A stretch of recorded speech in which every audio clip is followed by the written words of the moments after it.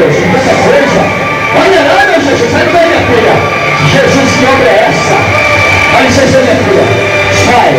E aonde tiver doença escondida, aqui, ou lá, vai saindo, vai saindo, vai saindo.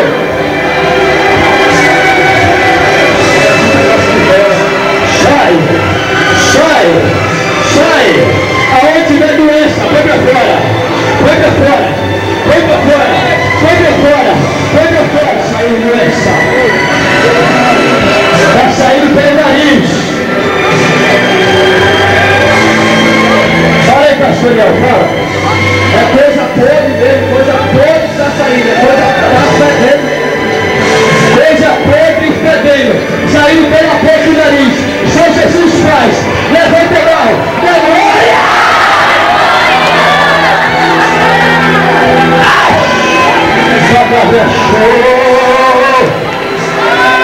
Recebe a cura! Recebe a cura! Sai doença! Sai doença! Sai doença! Manifesta agora a doença! Sai pelo nariz! Sai pela boca! Saia! Eu te ordeno agora! Eu te ordeno agora a doença! Saia!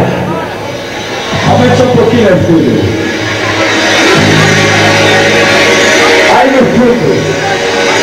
no fundo, na autoridade do Espírito Santo,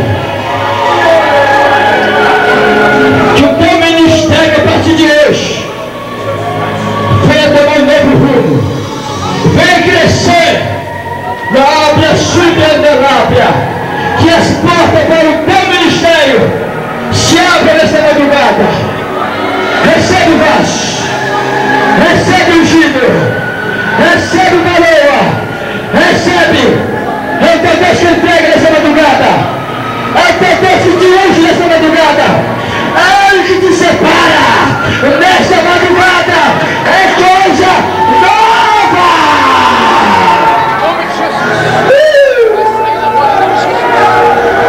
Recebe, aleluia! Ele está em nosso meio.